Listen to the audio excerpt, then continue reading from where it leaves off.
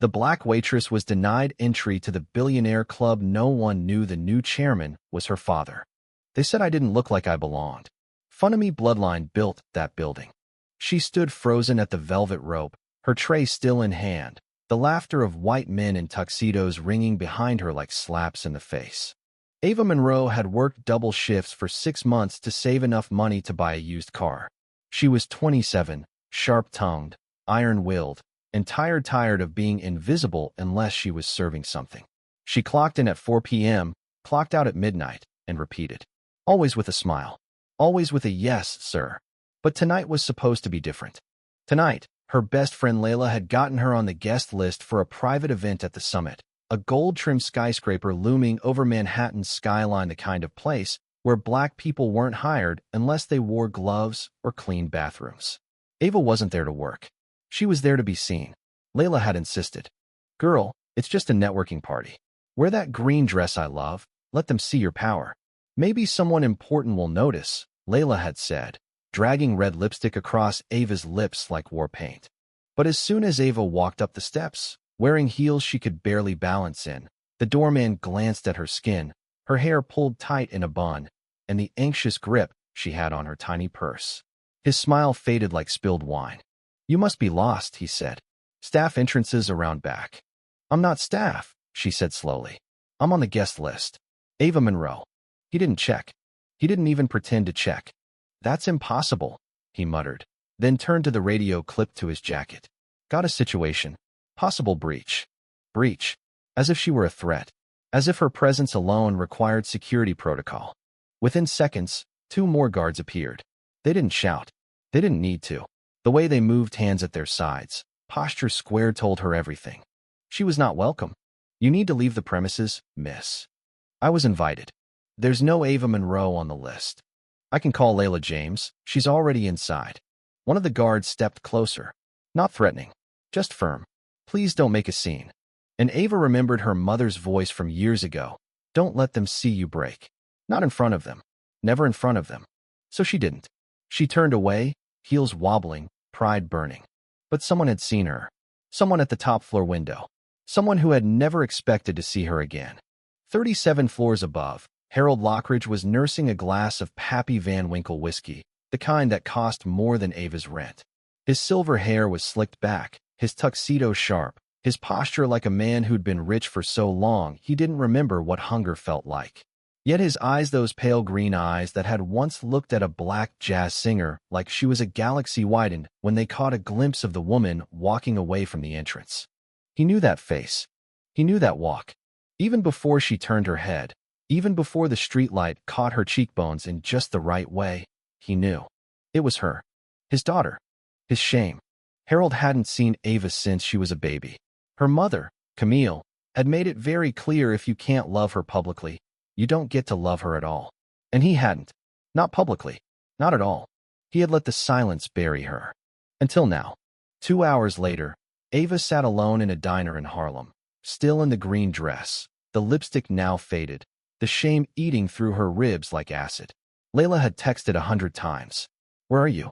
They said you never came. You okay? Ava didn't respond. What could she say? That a building full of billionaires could smell her difference before she said a word? The waitress, older, Caribbean, warm, slid a plate of fries across to her. On the house, baby, she said. You look like you needed them. Ava didn't cry. She smiled. Small but real. Then her phone buzzed again.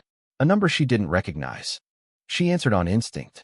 Ms. Monroe, a low, practiced voice asked. This is Martin Ellis, executive assistant to Mr. Harold Lockridge. He would like to invite you to a private breakfast tomorrow morning. At the Summit. She paused. I think you have the wrong number. No, ma'am. He was very specific. He said, and I quote, tell her the man who disappeared wants to make things right. The next morning, Ava wore all black. Not a dress. Not heels. A black blouse, black trousers, black boots, armor, not fashion. Her curls were loose around her face, defiant. She didn't expect redemption, but she did want answers. Security let her through without a word. The same guards from last night nodded. No apologies. Just protocol. The elevator whooshed upward, too fast for her breath to keep up. She stepped into a penthouse where even the rugs looked like money. Art hung on the walls without labels, real pieces, not prints. Everything screamed power. Then she saw him. Older, pale, stiffer than in the photos she'd found years ago on Google. But still him. "Hello, Ava." She didn't sit. "I'm not here for an apology," she said. "That's good," Harold replied softly, "because you wouldn't believe it anyway." He motioned to a table set for two. Eggs, coffee, silver cutlery. She didn't move. "You watched them humiliate me last night," she said. "You own that building, and you let them do it." He nodded. "I did." She blinked. "You admit it?" "I do. And you didn't stop them. You just watched. I didn't recognize you until it was too late. You didn't try to stop them even after you did." A pause. "That was cowardice," he said. And for a second, Ava saw something. A flicker of the man Camille must have once loved. "You have no right," she said. "No right to call me. No right to summon me like I'm one of your staff. I didn't summon you. I invited you. Because today, I'm stepping down as chairman. And I'm naming you as my successor." The room stopped spinning. Ava laughed. Loud. Bitter. "This isn't some fairy tale. I didn't come from nothing just so you could write me into your legacy like a footnote." "You didn't come from nothing," Harold said quietly. "You came from me." "Exactly. A man who left. A man who's dying." Silence. "I have leukemia," he continued. "I have months, not years. And this company is filled with men who look like me, who think like me, who will continue to lock out people like you. Unless I put someone like you at the top." Her hands shook. "Why now?" "Because you showed up. Because you didn't scream. Because you walked away with dignity. And because it's the only way I know how to say I'm sorry." Ava stared out the window. Manhattan looked different from up here, but it still pulsed with the same cold heart. She turned back to him, her voice like steel. "Then I'll take it. Not for you. For everyone who's been turned away at the door." And in that moment, Harold smiled. Not as a billionaire, but as a father who, finally, did one thing right. Ava left the penthouse with the company folder in her hand and a storm in her chest. The streets of Manhattan didn't feel the same anymore. She'd always walked them as someone beneath the skyline, but now she was tethered to it, dragged into a world where money dictated memory and apologies came dressed in suits and terminal illness. The offer wasn't just about power. It was a test. She knew that. A part of her wanted to reject it, to tell Harold Lockridge to choke on his guilt alone. But another part, deeper, harder, knew she had a chance to change the system from within, to make room for someone who looked like her, someone who served, not just sipped champagne. She spent the next 2 weeks at war with herself. She didn't respond to Harold's follow-up calls. She ignored the hand-delivered welcome packet with the embossed summit crest. She even dodged Layla's questions, who by now had heard from club gossip that some colored girl had been seen walking into the chairman's private suite.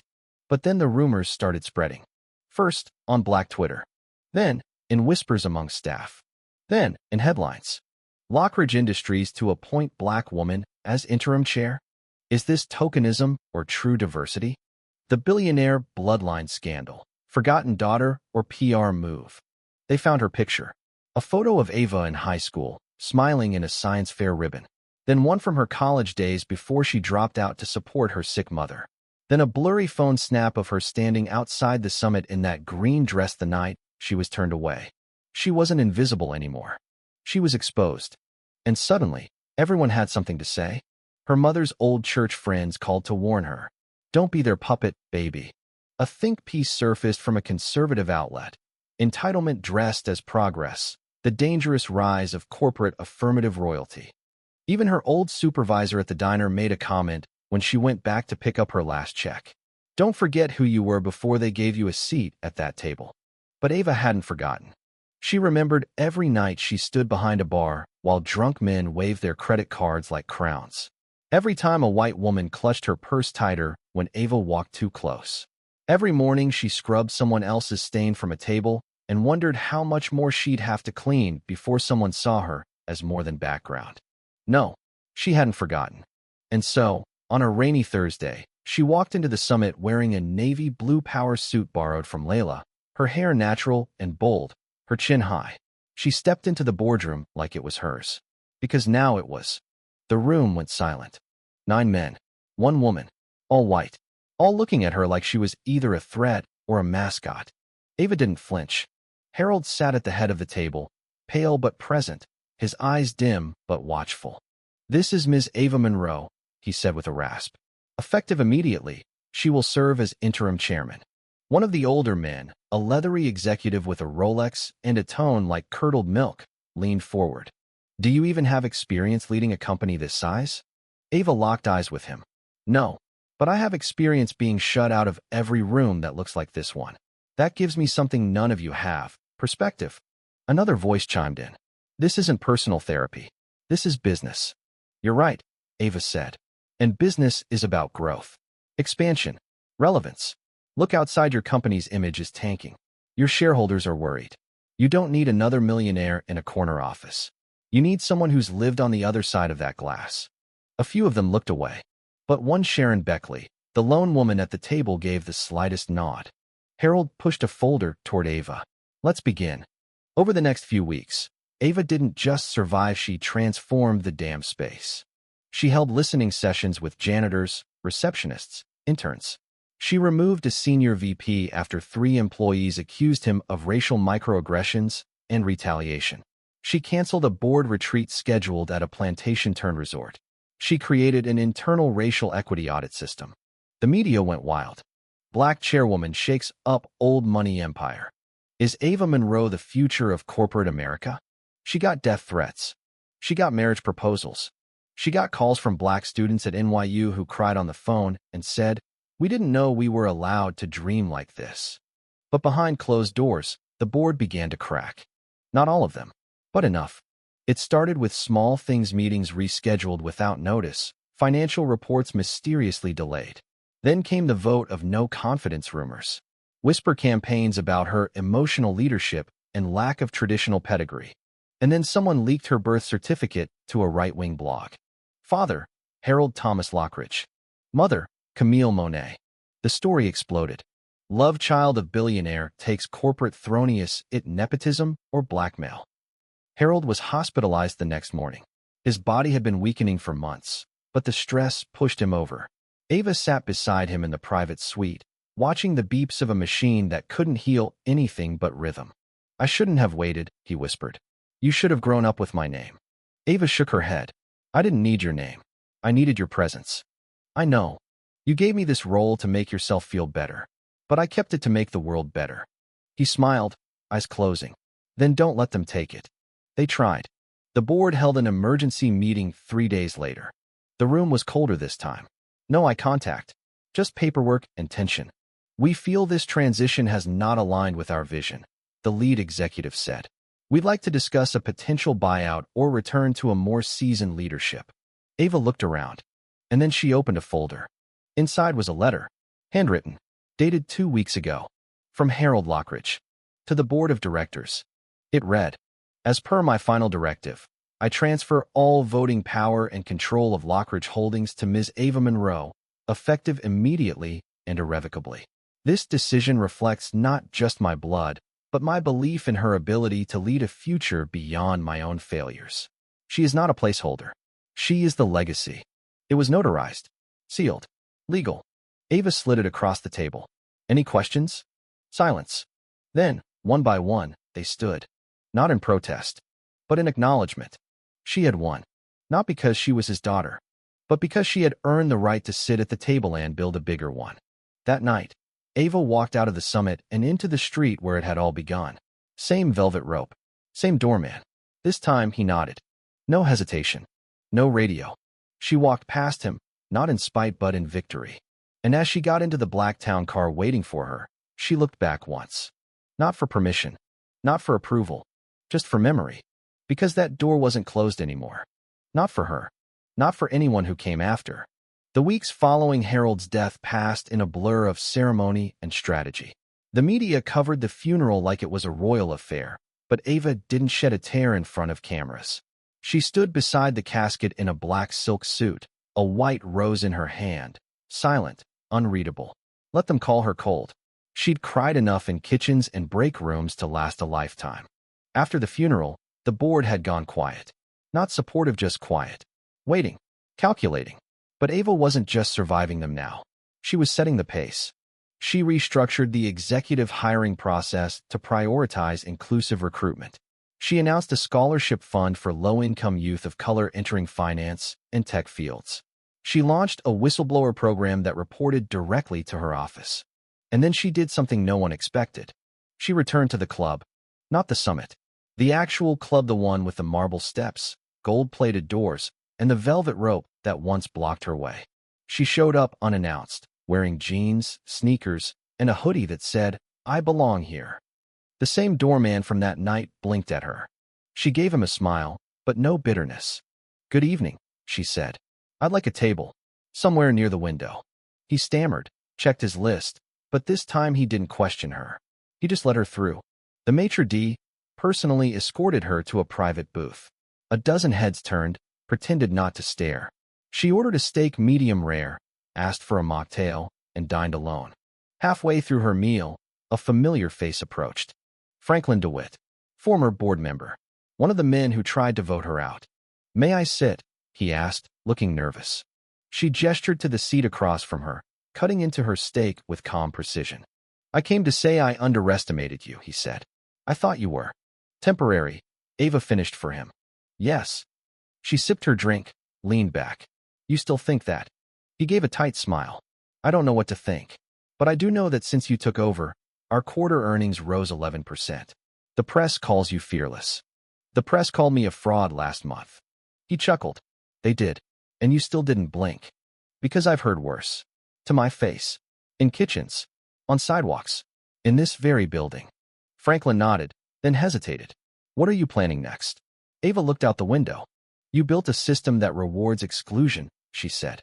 "I'm going to rebuild it to reward value, innovation, resilience. And I'm going to make damn sure the next black girl with a dream doesn't need a dead billionaire's blood to get through that door." He stared at her, and then quietly clapped. Not loudly, just once. But others in the room noticed. And one by one, a few more followed. A white woman in pearls. A Latino sous chef who peered out from the kitchen. A young black busboy who stood straighter. Ava didn't smile. She just stood up, left $100 tip, and walked out with her head high. It wasn't always applause. Some days it was lawsuits. A former VP filed a claim alleging hostile work environment after Ava demoted him for inappropriate comments caught on internal audio. A right-wing think tank tried to boycott Lockridge Industries, accusing her of woke capitalism.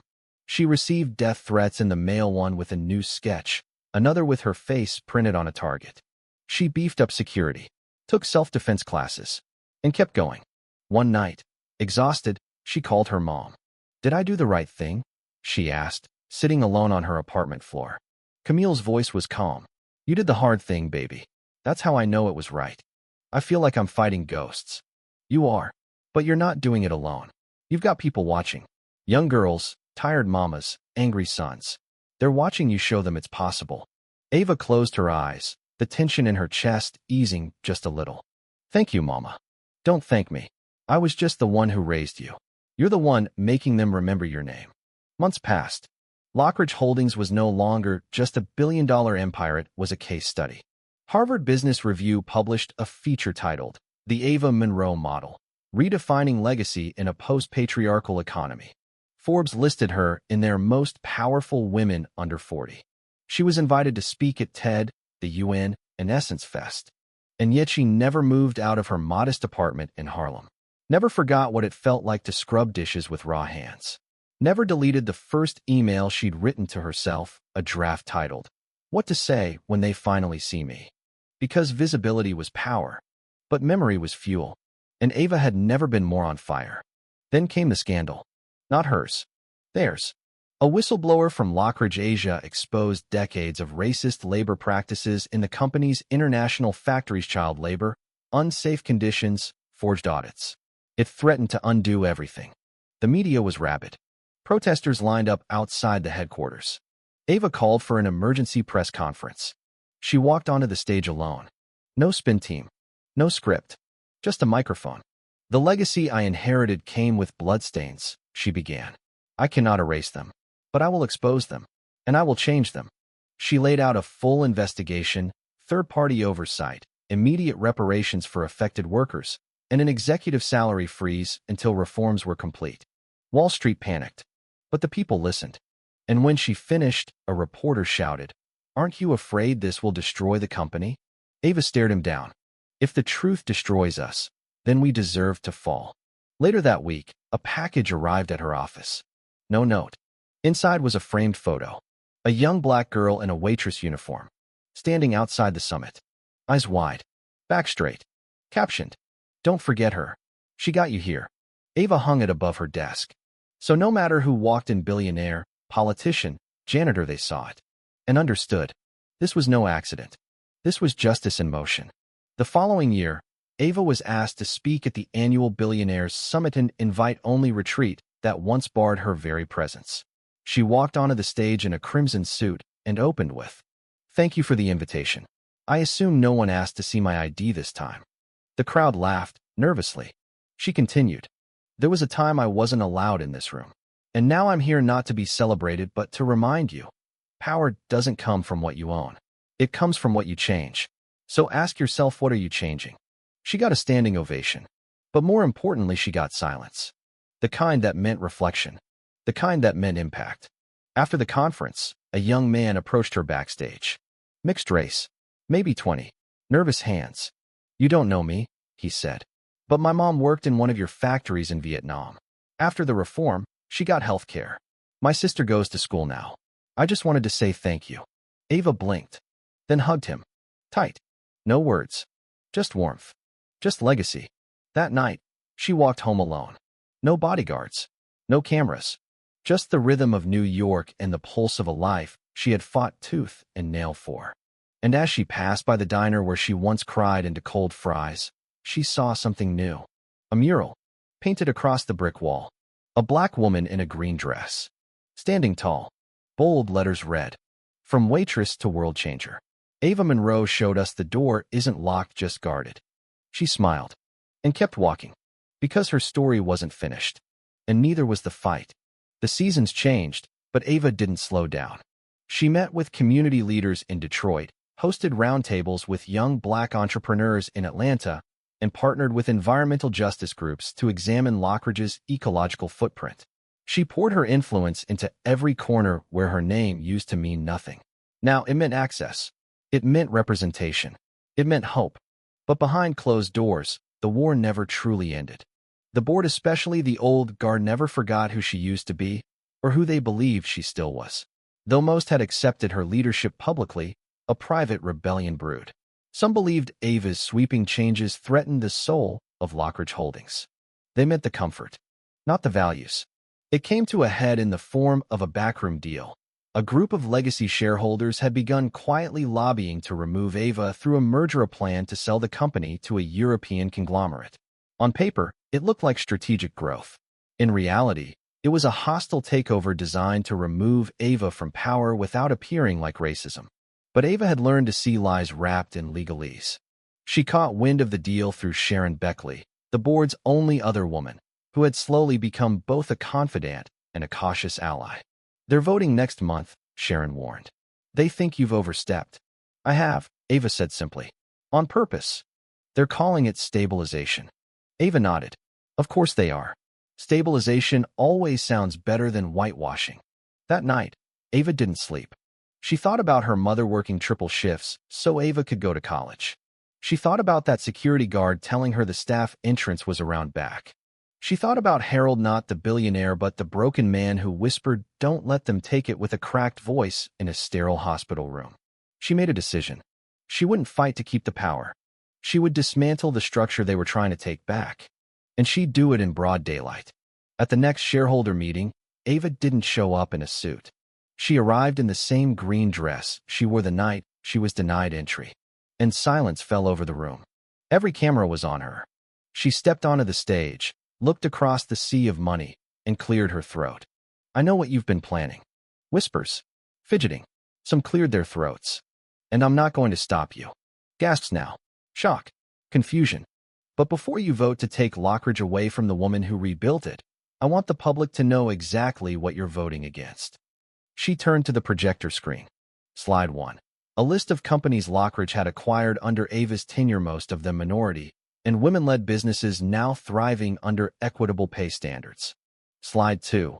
Letters from factory workers around the world, thanking her for enforcing safety protocols and humane hours. Slide 3. A line graph profits before Ava. Profits after Ava. A steady, undeniable rise. Slide 4. A compilation of headlines from every media outlet that had once accused her of tokenism, now praising her as a pioneer. And finally, Slide 5. A photo of her at 22, in a waitress apron, smiling through fatigue. I didn't get here because of my father, Ava said. I got here in spite of him. I got here because I believed the door could be opened wider. You want to close it again. I understand that. But make no mistake, if you succeed, history won't remember you as visionaries. It'll remember you as cowards who couldn't stomach equity when it stared you in the face. Silence. A beat. Then another. Then applause. From the staff section in the back. From junior shareholders. From younger executives. And then slowly, reluctantly from the middle seats. The merger failed. By 2 votes. Ava stayed. In the aftermath, things changed not overnight. Not completely but undeniably. 2 senior board members retired early. Ava appointed her own replacements, a Nigerian-born economist with a global equity platform and a Latina startup founder from East LA. They didn't just represent diversity. They redefined leadership. Lockridge opened its first satellite mentorship office in Baltimore, dedicated to training Black and brown youth in financial literacy and entrepreneurship. Ava personally funded a documentary titled The Invisible Door, chronicling the hidden costs of systemic exclusion. It won an Emmy. And for the first time in the company's history, Lockridge Holdings reached a $1 trillion market valuation. But Ava didn't stop there. Because she never believed in ceilings. Only in doors. And she was still building. On her 31st birthday, Ava sat on the rooftop of her Harlem building with Layla and Camille, eating lemon cake out of plastic plates, overlooking a city she now helped shape. You know, Camille said, sipping wine, I used to pray for you to just have peace. But now I see you weren't born for peace. You were born for change. Ava smiled. I want both, she said. Eventually. Layla nudged her. Well, the billionaire dating pool is wide open now. Ava laughed. I'd rather date a teacher. Someone who knows what it means to earn respect. Camille raised her glass. To Ava Monroe. From waitress to chairwoman. They clinked plastic cups. But Ava didn't toast herself. She looked up at the sky at the stars dimmed by city light and whispered. To every girl still outside the club. 5 years later, a young intern named Malia stood outside the same summit building. She was 19, nervous, brown-skinned, first generation, dressed in her Sunday best, holding a folder full of ideas. She looked up at the gold letters carved into stone. She hesitated, but then she saw the plaque beside the entrance. It read, The Monroe Door. This entrance is dedicated to those who were once told, you don't belong. You do. You always did. Malia smiled, stepped through, and never looked back. Because Ava Monroe had made sure the door would never close again. The end. Thank you for listening. If you find it interesting, please like and subscribe to follow the next stories.